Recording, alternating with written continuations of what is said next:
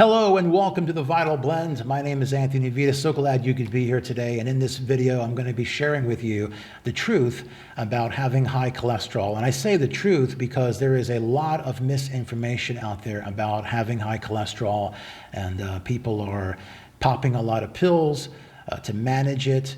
And they're also trying to chase after this magic number. It's kind of like watching a dog or cat chase its own tail. People can manage their cholesterol for decades, and they do. And it can be damaging. You know, these pills, they are toxic. You can damage your liver. You can maybe have a stroke. You can have type 2 diabetes risk with taking something like Lipitor. If you're lucky, you'll get nausea, joint pain, or insomnia. But the truth is that if you can get away from these pills, you really do want to, because they're not good for you, they're toxic, and chasing after a number is not gonna get anybody anywhere. And if you do wanna chase a number, I'll give you one at the end of this video, backed by research, and I'll get to that a little bit later on. But just know that our body makes cholesterol, okay? Our liver makes it. Cholesterol is important, it's vital. It's a fat that helps to create hormones inside of our body, like estrogen or testosterone.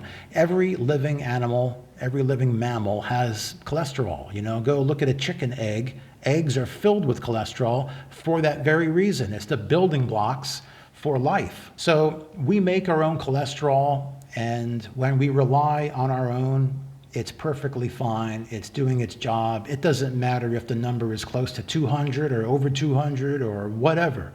It's our own body's cholesterol, and it's perfectly fine.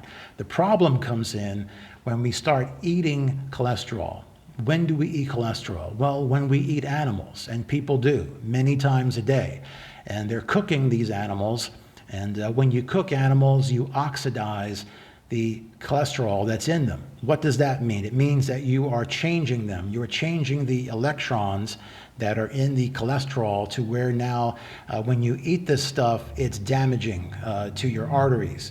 The electrons are disrupted, free radicals are formed. This is damaging to DNA, damaging to arteries, and this is what can also cause heart disease. So you may see people that are on cholesterol pills. They're also trying to lower their blood pressure because this damaging oxidized cholesterol is coming in. It's damaging your arteries, so your blood pressure is going up and your overall cholesterol has gone up. I mean, is that a shocker? You've got your own cholesterol. You're eating it, right? So your total cholesterol has gone up, and now the type of cholesterol coming in is damaging. So what do? Can you see here how the number really doesn't make a difference? It's more the quality.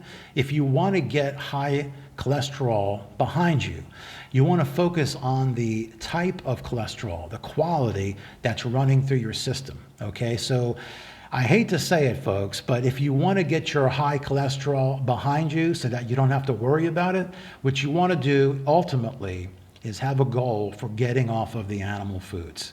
As you do so, your cholesterol number will drop, and once you get off the animal foods, your cholesterol will be whatever it is, and you'll be perfectly fine. You don't have to chase after any kind of number.